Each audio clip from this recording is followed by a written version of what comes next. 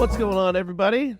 Nice to see you today. Brian Stevens here, March 27th, 2024. And we got a lot of stuff to talk about today, so we're going to get right to it. Listen, if you like the information and content that we're bringing you, do us a favor and share it. Hit that share button. We see it. We love it. It is helpful. And of course, if you have anything that you'd like to comment on, put your comments down below. We'll check those out and get back to you. And listen, if there's any content that you want us to cover, we will jump on it. So listen, loan officers, real estate agents, let's see what we got going on in the industry. Okay, so I thought this was kind of appropriate for the day. We're all being played. Corporations, government, media, military, police, and finally gets down to you.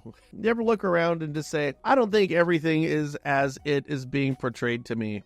Certainly feel that way about the mortgage industry sometimes. Certainly feel that way about the real estate industry sometimes. And I think there's a lot of reasons for it. One of the things that you might have seen recently out here in the state of California is Farmers, the largest insurer, for a hazard insurance, those policy insurances that you absolutely have to have if you're getting a mortgage. They're the largest insurer in the largest state, the sixth largest economy in the world. They're dropping 100,000 customers in California, and that number is coming off of 70,000. In short, Farmers is following the path of every other insurer of homes in California. They're leaving. They're getting the hell out of here. They want nothing to do with it. And I just love what they said here. This letter states whose auto insurance will expire in May and will not be renewed. The reason is that the insurer is no longer offering insurance in the state of California. Listen, this is a massive, massive issue that is so unbelievably underreported. Every insurer is basically leaving California. They're leaving Florida. They're leaving a lot of the high density, high population, high natural disaster areas. So you're going to find this in Idaho. You're going to find it in Colorado, up in Washington, Oregon, California. Florida's a big one too, but it's happening everywhere. And the reason is really quite simple. It is not because necessarily or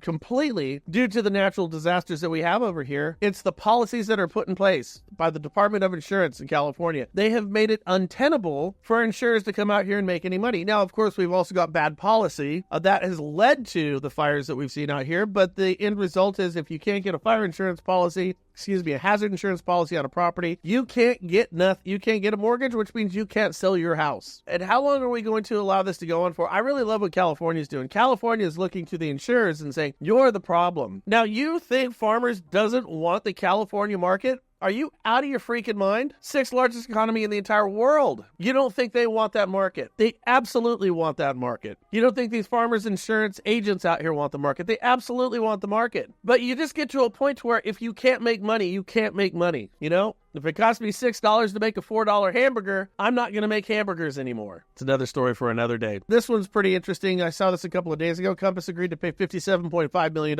just to settle commission lawsuits. You know, just a few short years ago, that with Compass, that would have been like their signing bonuses for a lot of agents they have out here in the California area, the California market where we're at. It was a total trip. What we saw out here in California was we saw real estate agents getting $1 million signing bonuses. And I covered this before. This is a total trip. But there was a Century, I want to say it was a Century 21. Maybe it wasn't. I don't want to label any of them. But Compass, when they were huge and they had all of this cash, they were going to these brokerages, very, very ballsy. And they would say, hey, listen, we want to buy your brokerage. And they'd offer some huge amount. And these brokers were saying, well, my brokerage is not for sale. And then Compass would say, fine. And then they'd go to the top producing real estate agent and say, hey, do you want to come over here? We'll give you $1 million bonus. $1 million signing bonus. And we'll give you better terms. You're going to give me $1 million signing bonus to move my business from brokerage A to brokerage B. Yep. And then when you start looking at some of these houses like, in the San Jose area, the Livermore area, Pleasanton area, the median sales price for a house out there is $1.52 million. So when you started putting those 5% and 6% commissions on those, said $2 million, $3 million homes, I mean, you had commissions, individual commissions that were in the hundreds of thousands of dollars. And I got to tell you, there are agents out there who are knocking them dead, just like agents you're going to find in some of the Midwestern states where the median sales price for a house is $90,000. You get some agents out there, yeah, I closed 36 deals this month. I made $40,000. I closed 36 transactions. Well, you have those same agents out here. You're just adding zeros to some of the sales prices. But that's what Compass was doing. And I really kind of wonder with Compass if this is having a disproportionate effect on their business. Meaning is Compass it's seemingly top heavy. They're coming out, they're paying this $57 million. What is the investment that they made in some of these agents with signing bonuses who maybe, I don't know, their buyer side transactions, is is this going to disproportionately affect them? Let's just put it this way. Compass is hemorrhaging like a stuck pig, just like every other large recognizable real estate brokerage in the country. And I got to tell you, this is not an end of it. That's the whole thing that I've been screaming for the past 6 months, the past year on this thing. I say, don't settle this damn thing. You can't settle, because when you do that, you're going to open up the floodgates for lawsuits that are going to be coming from every different angle until there is nothing left to take of you. You see, because when you admit fault on how you conducted every single piece of business you ever transacted, well, once you admit fault on that, once you're found guilty of that, it's just, how much money do you got left? Because we can find a whole bunch of more people in a whole bunch of more states who were harmed from you. Now, of course, the big one is NAR dropping down that 418, but you got Compass jumping on. Listen, if you're working for a brokerage, this is not going to stop. If you're working on a big team, a team that is really kind of its own brokerage by proxy, they're going to come after you. Why wouldn't they? We've already found you guilty, but we haven't punished you yet over there. Well, we're going to come after you. And here's one of the reasons. This just came out too. Keller Williams faces 4 new lawsuits tied to its profit-sharing program. One of the plaintiffs is seeking damages of $250 million based on allegations of a breach of contract and unjust enrichment. What is this going to do? I mean, wasn't it for all those years? I mean, with Keller Williams, it's like, hey, you get your downline here. You got your retirement, man. You're set. You're good. You're golden. Well, now all of a sudden, that whole model is under attack. If they're going to have to take that away, if they're going to have to get rid of their downline, what is that going to do to some of these legacy agents who've been tied with Keller Williams? Well, this lawsuit's not going to affect me. Oh, hang tight a second there. This lawsuit absolutely is going to affect you. It can shut your downlines down. How many agents are relying on these massive downlines? 4 agents formerly affiliated with Keller Williams Realty. We see who they are over here. We know these folks. The lawsuit contests allegations made to Keller Williams profit-sharing program, with one of them seeking a court order to halt further payouts until the case concludes. Remember, if you watch my show, the Mortgage Shots or the National Real Estate Post, if you watch it with any regularity, I said this could make its way down to the individual real estate agent. How's it going to happen? I don't know, but lawyers sue. That's what they do for a living. They're not there. I'll tell you right now, most of these guys, they're not there to right or wrong. They're there to make a buck. These class action lawsuits are more about money to these law firms than it's to the individual who was harmed as a consequence. That's secondary, because the truth of the matter is this lawsuit, it's certainly harming real estate agents, but it's going to harm the consumers and the clients, the ones that they claim that they're going to, the ones that they claim they're protecting. Well, how's it going to make it down to the real estate agent? Well, you work for Keller, you got a downline, you might got a problem. EXP, got a downline? Are you next? Are they going to knock these things down? And the answer is they certainly could. It seems like we're going in that direction. Remember, lawyers sue for a living, and they take the enormous amount of the profits from these lawsuits. It enriches the law firm. It doesn't enrich the individuals who are harmed. Now it's going after not only your potential for compensation from a buyer side agent, it's going for potential from your additional verticals of income that you have. This is massive, and it's not one, but it's multiple. What are you doing right now today if you're a Keller agent? What do you do today if you're a Keller agent and you're sitting at the top of the pyramid? You've got this massive downline. You're pulling down 5-6 figures a month. You're living large. Then all of a sudden that spigot stops. Not for anything Keller Williams has done outside of the fact that they settled this stupid thing like everybody else and didn't admit fault by admitting fault all in the same breath, but it opened up the opportunity for additional lawsuits. Here's what I want to ask you guys. And I believe this too. We are going to see the unintended consequences of this lawsuit playing out before. We are going to see the unintended consequences of this lawsuit playing out before our very eyes over the coming weeks, months, and years. And as it does, we are going to see the grave injustice that it has put on the shoulders of people who are in the business of buying and selling real estate. Those would be our consumers, the ones we're trying to protect. This is going to come back, and this will cost them more money. I guarantee it. I've been saying it. Everything that I've talked about on this has absolutely come true. Everyone said, no, RE/MAX is smart. Remember that? RE/MAX is really smart. RE/MAX settled this one up front. RE/MAX is really good. They're going to make it through this. They're not going to have any additional lawsuits. You just wait. Everybody is settling on the belief that there's going to be no future lawsuits. And the only thing I'm seeing is lawsuits cropping up in every single state. And the reason is very simple. You can't settle a Missouri lawsuit and expect a California resident who says they were harmed in the exact way that Missouri resident was harmed via the real estate industry and how commissions are paid out and say, you you are going to take my right away to sue for damages, to right or wrong. You can't do that. Listen, there's so much to talk about the lawsuit, and it's been covered from every angle ad nauseum. But I thought that was a pretty interesting little story that's come up here that I thought it was worth sharing. What do you guys think about this one? Mortgage payments on a starter home in any of the top 50 populated cities in the nation now cost an average of $1,026, or 60% higher than the typical rent payment, according to Realtor.com. Renters could expect to save an average of $865 per month. Now, I got to tell you, this is good news. This is not bad news. This is good news. You see, the thing is, our problem that we're dealing with is still affordability. I've said this before. If I can't buy a ticket to the concert, I don't care who's playing. And this is how most first-time homebuyers, particularly younger first-time homebuyers, feel about things. If I know I can't, if I believe or I know that I cannot afford a house, I don't even care what's going on in the real estate industry. We know in good markets that your average first-time homebuyer thinks you have to put 20% or more down on a property in order to own it. We're dealing with that type of educational issue. Now, if I don't think I can buy a house, if every media outlet is telling me that affordability is just down in the tubes, down in the tanks, I'm not going to look at it at all.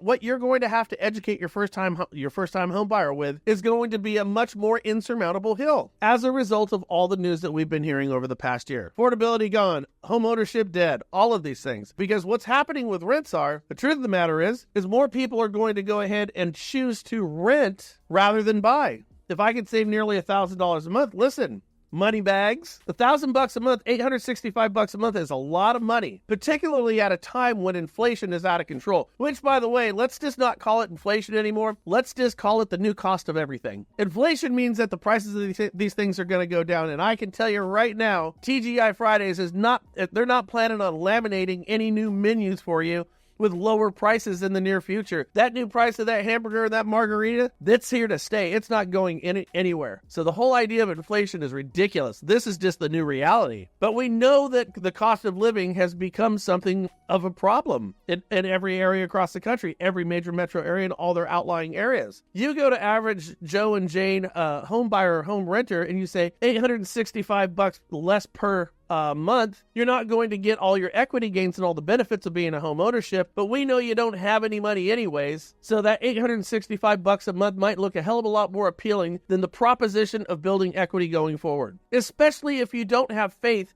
in the real estate industry as you had in the past. Especially if you don't have a real estate agent over there showing you properties, knocking down doors, trying to get listings for you, educating you on all the changes. Think of all the massive changes that have taken place, all that education that needs to take place to first-time homebuyers. Yeah, a lot of them are going to say $865 more in my pocket. I'm going to look at renting. I'm not going to look at buying. So yes, the lawsuit is actually going to affect not only, the real estate agents, it's going to change, it's going to enter into the very fabric of how people buy and sell homes. And yes, stories like this and a reality like this is going to keep people out of the buyer's pool, and it's going to put them right over in the renter's pool. I don't know, do you want to buy? Well, maybe we should buy. It might be a little bit too early. Well, should we have kids? It's never, you heard that one before. When's it a good time to have kids? It's never a good time to have kids. Never. It is never a good time to have kids. It's just kind of happens and then it kind of works out. Sorry to burst your bubble on that one, but it's kind of how it is. Excuse me. When I bought my first house, I remember I spent $89,000 on the first house I bought, and I thought, oh my God, I am in debt for life. I am dead. I am buried. I am done. The weight of that responsibility was absolutely overwhelming to me. I remember that. I was actually started doing loans. Want to hear a story? Probably shouldn't tell you this. True story. First house I bought. I'm just going to say it. I was actually sitting in a lounge with my broker of record at the time, my father, who wrote loans, that's how I got in the business, as do so many of us, a real estate agent, an appraiser. Everybody was friends back then, and we were knocking back drinks, and I was matching these guys drink for drink, and of course, at that time, my liver was half the size of theirs. It wasn't nearly as efficient as processing alcohol as theirs was. So Brian was a little torched up, right? So we're sitting there, and this is, by the way, how I'm getting to know people in the industry. I mean, this was very much a business meeting. You wanted to get to know agents. I needed to get closer with my broker of record. Every kid's got daddy issues, right? And you wanted to get to know your appraiser. All these things were important. So if their chosen means of communication was over a drink, I was going to do it over a drink, as many of you know. Anyways, as we're sitting there, somebody said, I think my dad said, he goes, you ought to buy a house. And then the real estate agent goes, I just listed the perfect house for you. Little tiny house, 900 square feet, built in the 1920s. Gorgeous hardwood floors that I resanded by hand. I did the entire house by hand. Then my dog went in there and scratched them up after I had laminated them and everything. I wanted to kill the dog. That's new dog, new family, new wife, new kid, new house, new job, new everything, right? But anyways, and my appraiser goes, yeah, and I can appraise the property for you. So we decided to go to the house in the middle of the night in less than stellar condition with flashlights, looked at the house, got a pre-qual, or maybe even a pre-approval, I don't know at the time, got a contract, the agent double-ended it, the offer was accepted, got the appraisal done, the appraiser was there. I was 9/10 of the way home to buying my first house when I woke up with a hangover. True story. But anyways, the moral to the story is I was absolutely overwhelmed with the amount of money that I borrowed. So with our borrowers today, yeah, some of those people are going to choose renting. Our pool of potential buyers is going to slim down. This lawsuit is going to make it worse. However, I'm telling you, this is a good thing. Why is it a good thing? Very simple. We are completely out of whack with where our market needs to be.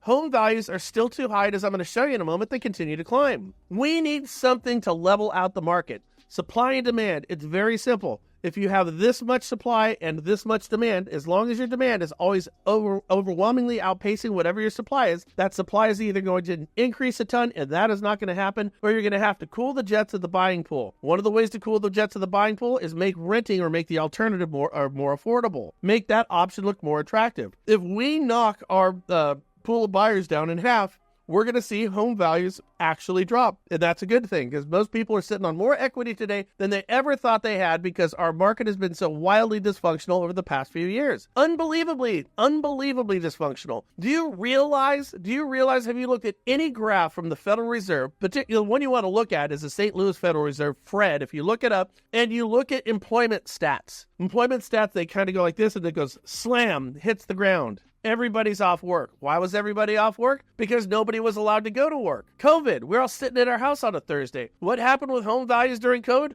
Through the roof. How in the hell do home values continue to go up? How does demand continue to outpace our supply when nobody is going to work, even for a short period of time? Well, when the government prints what effectively amounts to be about a third of the entire gross amount of U.S. greenbacks and throws it into circulation, creating massive inflation, yeah, that's going to give you an artificial market where property values can go up. And as a consequence of these ridiculous policies that we have, people are sitting on more equity now than they ever thought they were going to have. If you look at anything with the boomers right now, everything about boomers and real estate is spoken about in superlatives. The biggest, the most, the grandest, all of that stuff. Why is that? Because of what took place in the past. So what we have to do is, again, create a ton of inventory that we simply don't have, or we have to find a way to go ahead and shrink our pool of buyers and shrink it by a ton. And what's taking place with rent is going to get us closer to that place. We need to find that equilibrium. That's the most important thing for a healthy housing market for us to start to recover. We want to get back to a place, look, where we can go out there and if we bust our ass, we can make a pretty good living doing it. And this, frankly, is going to get us closer to it. I want you to check this out. This is kind of a trip. We have our Cleveland total number of employment. We have our CaseShiller housing index. Look what's happened to jobs in Cleveland. Now they've bounced back, but jobs in Cleveland are significantly lower than where they've been in the past. Look what the Case-Shiller housing index is doing. It's still going through the roof. What we're seeing in Cleveland is a microcosm of the rest of the country. How do you reconcile these points? And the fact of the matter is you can't unless something is drastically and fundamentally broken. Something's wrong. This is why I'm saying rents coming down is a good thing, because what we need to see is that blue line go up, or we need to see that Case-Shiller orange line come down. Look at the discrepancy between the two. It's untenable. It's unsustainable. It's unhealthy. It's unaffordable. I got to tell you, you look at these type of things and the chasm, the distance that we have between our employment numbers and our Case-Shiller housing index. I mean, shrinks have to be doing great right now. Shrinks have to be making a fortune. What else has suffered as a consequence of this? Home flipping. Gross home flipping is down again. Now, this is actually a good thing. We want home flipping to go down. 29.3% down from 436,807 in 2022. and that's the largest, once again superlatives, annual drop since 2008. Gross profits on a typical flip in 2023 dropped to $66,000 nationwide. Don't you find that number, though, amazing? I got to tell you, and this is like, if you want to spend your time, your energy, and your resources righting wrongs and righting the wrongs of people getting screwed, go find these people who are selling their houses to flippers. The profits have gone down to $66,000. We are bitching about commissions, which, by the way, are going to be replaced by something else that costs buyers money. We are bitching about commissions when your average flip netted investors $66,000. And more on this in a couple of minutes. I'm going to show you a couple of things today that are going to trip you out. It was $70,000 in 2022, and that translates to 27.5%. Was down from 28.1% in 2022 and 35% from 2021, hitting the worst level since 2007. This is the worst level, $66,000 in profits, and it's the worst level ever. I'll tell you right now, this is a glaring and major problem because everybody who sold those houses under duress, and they got screwed on them. I just saw this great documentary that came out on one of our local news stations. You know, it's like Karen buys houses, or, you know, you see all these billboards around your community. Sell your house to us. It's kind of like the open door model. You know, the open door model. Open door can make money two ways. Open door can make money by buying low and selling high, you know, like flipping, right? They can make it that way, or they can make it up in fees. It's the only way they can make money. That's it. And the worse it gets for a client or your consumer, the better it gets for open door. $66,000 freaking dollars, and they are down 35% from 2021.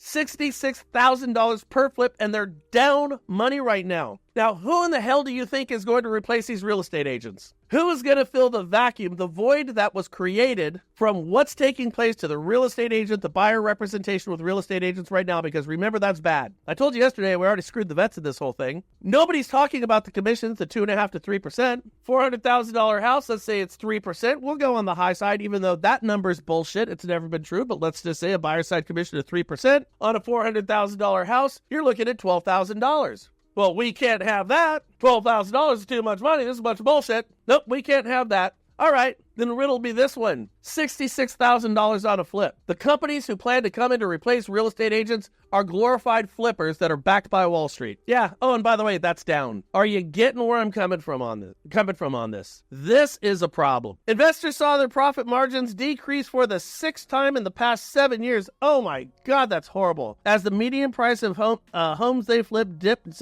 slightly faster than the median price they had paid to purchase the properties, 4.4% versus 4%. Unbelievable. Yeah, but this is a foreshadowing of, my friends, of things to come. Now, I want you to look at this. This is pretty interesting here. Okay, work with me on this. This is the FHFA. They just released their fourth quarter 2023 foreclosure prevention and refinance report. Now, what did we learn in this whole thing? One, 2.1% of vets are dealt with foreclosures. Did you know that vets always had the lowest foreclosure rate? No down payment and the lowest foreclosure rate. Yeah, we were told everybody had to have skin in the game. Well, then tell me why the best performing loans in the country are veteran loans. Okay? Answer me that. But I got to tell you, that's a problem. Vet loan foreclosures are going up. That is a problem. It's not a big number, but it's a problem because that's always been a good number and it ain't good now. And everything I'm seeing, what we're doing to vets in the mortgage and real estate industry ain't very flattering for them. Forbearances at the end of the quarter, there were 42,194 loans in forbearance, representing approximately 0.14%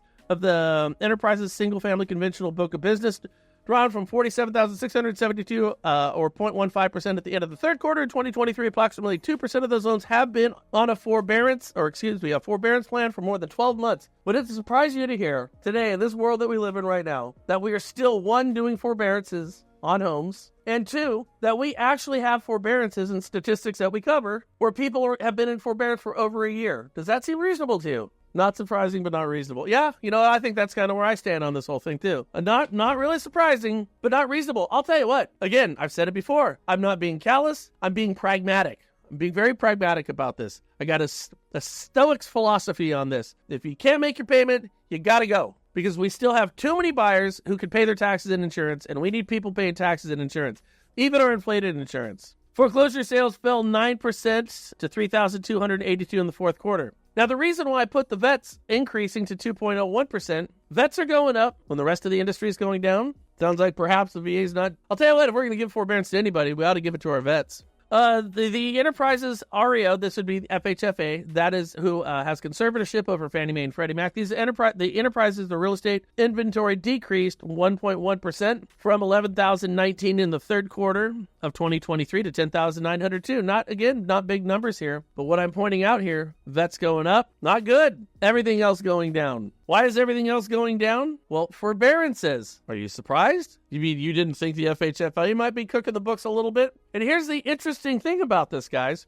On these reports that the FHFA is putting out, they make this very difficult to find. Very, very difficult to find. I found this and I thought it was interesting, but before we get to my point, I want to explain this to you. An NPL is a non-performing loan, or an RPL, which is a re-performing loan. In my language, it's a loan that took a shit, and it's a loan that recovered from taking a shit. The sale of NPLs or RPLs by Fannie Mae and Freddie Mac, the enterprises reduce the number of delinquent loans held in their inventory and transfers credit and interest risk into the private sector. Oh, by the way, transfers that interest and credit risk to the private sector. The private sector would be me and you, right? Did you know that Fannie Mae and Freddie Mac are no longer sending any income to the private sector who's got that risk? They ain't getting the credit. That's going to the Treasury. That's because they changed the policy of their conservatorship, where the Treasury and the U.S. government gets to keep all the money. And still to this day, with all of that common stock, some people have held this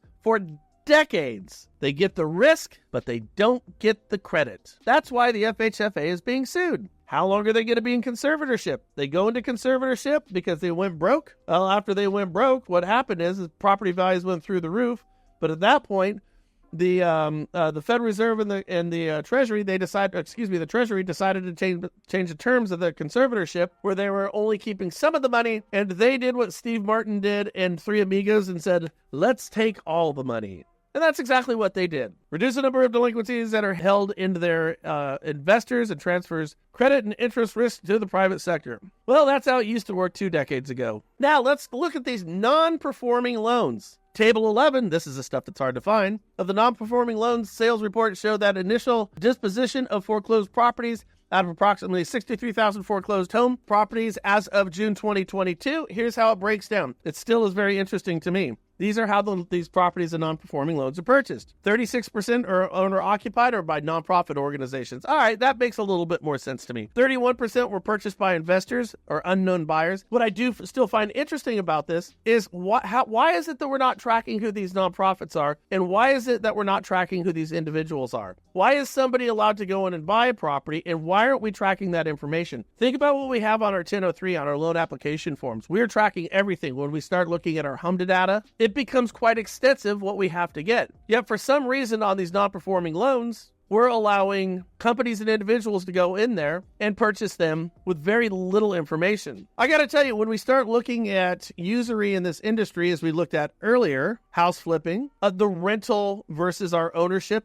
most of these rental properties, where are the rental properties coming from? They're coming from individuals, but they're coming in large part by some of our larger corporations, something that I think we should be looking into. And how are we creating then that type of inventory, those type of opportunities? Well, they're coming from, and I got to just kind of go back through here, owner-occupant buyers or nonprofit organizations. Odd bedfellows, isn't it? 31% were purchased by investors or unknown buyers. That's very interesting. 20% were third-party sales. The ultimate buyer is not tracked in this reporting. 6% were in the REO process, and 6% were held for rentals. I want you to think of this. 36%, when a nonprofit's buying a property, what are they turning it into? That's getting turned into a rental. 31% investors, those are all rentals. 20% third-party sales, those are all rentals or flips. We know the flips are down. 6% in the REO process, that's undefined. And 6% were held for rentals. So what happens when a property goes into foreclosure? If you want to look at an opportunity to kind of change the landscape of real estate, I don't know. I might track who's buying these properties. I might track what the reason for buying. Think of the Patriarch stuff that we have to follow. I might try to track the reason why these people are buying these properties. And I might try to do something, I don't know, to turn those into owner occupancy opportunities rather than rental opportunities. What do you want in your community? If a house flips and turns upside down, certainly we want somebody who's paying their taxes and insurance there, but we have an opportunity to put a homeowner in there. We have an opportunity to put a renter in there. Who are we doing? We're taking the homeowner every single time. Here's how it breaks down. Actual home ownership on property sold to unknown and investors. Again, unknown.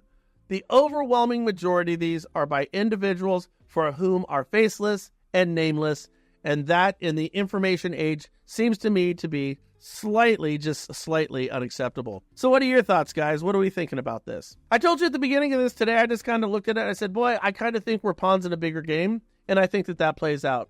Jacqueline says, a lot of new developments in my area are being bought up by large corporations as rentals. Jacqueline, we're seeing that everywhere. And, I think our industry in particular has an opportunity to do something about it, and I think that we should be doing something about it.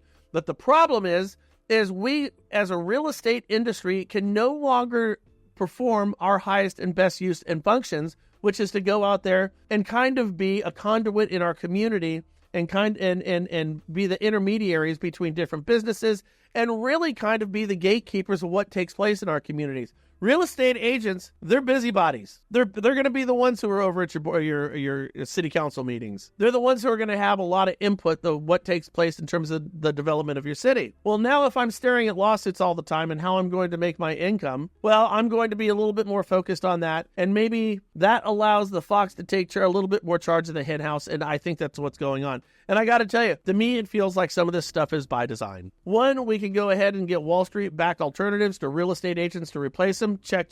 Got that one done. Get rid of the real estate agents, and all of a sudden, we just got rid of advocates for people who get to buy homes, earn equity, build wealth, and become a part of something bigger than themselves, and that's something we call a community. That's what I see taking place right now, and frankly, not a whole bunch of this I see as being in the best interest. If we still have a heartbeat in real estate and lending right now, what we ought to be doing is fighting the likes of these ridiculous lawsuits and the lawyers who represent them, and we ought to be focused on ensuring that we don't turn our communities into farmlands full of rentals. Hank says, yeah, this is going to be an interesting year. Lots of changes, and it is scary. It could be scary, but you know what? Oftentimes when we see a lot of despair, they say, have you heard that saying, when it's dark outside, that's when the stars shine the brightest? And I still, being an optimist about this stuff, in spite of what I just screamed at you for the past half hour, being an optimist, I still think that we have an opportunity to turn something, great. We have an opportunity to have something great come out of this whole thing. And the thing is what one thing that's taking place right now that's a positive is it's putting a lot of light on what's happening. This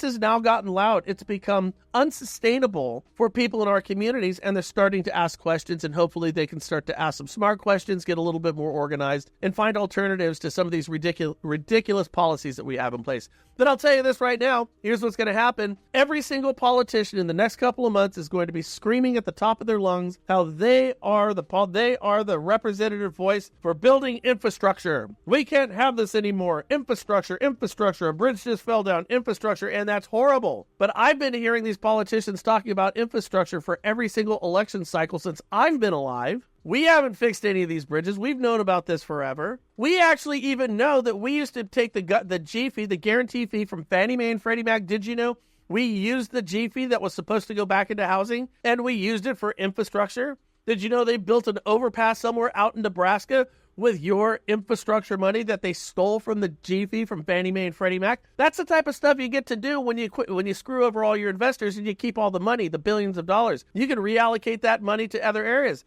Hey, we need a couple of jobs to get this guy voted back in out here in, Topeka, Kansas. Well, let's go build a couple of bridges. Let's create a couple of jobs, be the voice of infrastructure, and reelect these crooks over and over again. And that's what we're going to get now. We're going to get a whole bunch of that. And I'm saying if we peel back the layers of this onion, man, your eyes are going to burn, and it stinks because it's rotten. I don't know if the media is Hank says the media is uneducated. I don't know if they're uneducated. I think that this is kind of by design. I really do. Here's the thing. I was interviewed by the New York Times, so a New York Times writer, just a couple of days ago, and they kept talking about the 6% commission. How do you feel about the 6% commission? I said, there's no 6% commission. There's never been a 6% commission. It's always been less than 6%. I'm feeling like you over at the New York Times have an agenda, and you're trying to support your agenda. I feel like you're not going about this in a investigative manner that is worthy of a reporter. I feel like you're drawing your conclusion. And then I saw the first line on CNN, the days of the 6% commission are gone. Anybody could have figured out that was an inaccurate statement, and yet it was the first line in the first article that was put out by CNN. Nothing in particular about CNN. You get this from all of them. I think honestly, it seems to me to be by design. We all as professionals have seen highs and lows, But one thing for sure is we're all resilient. I agree with that. And that's why ultimately that I'm optimistic about this. I think maybe that we've pushed too far, we've gotten too ridiculous, and maybe, just maybe during this election cycle, that we collectively will have a little bit more resilience. I'll tell you, I think every real estate agent, here's what you got to do right now as a real estate agent. Go out and educate everybody you know about what the hell is really taking place, what your role is and what's going to replace you, how it's by design. Have that conversation. Organize the masses because it's in their best interest. This is a great opportunity right now for real estate agents. Go out there and be the educators of your community. Take the whole idea of your commissions. Don't just wipe them aside. You still want to close deals, and educate everybody. And I'll tell you what, you'll pick up more business that way than you ever have before. Ever. And we've never needed it more than now. And what we're in is an election cycle. Go out there and then preach it. Just go preach it. I'll tell you, everybody would benefit if you do it. I'll tell you, Hank, you go out there in your community right now. Your neighbors ought to thank you for it because you're protecting their equity. You're protecting their options, their opportunities. Nobody said that these iBuyers can't come and compete against real estate agents. They already tried. They already failed. They already almost all went broke. They can still come in. We've dealt with the glorified help yourselves forever. That's fine. There's always been competition. That's fine. But as long as we keep every real estate firm tied up in these lawsuits, everybody is going to fail. So as an agent, what can you do?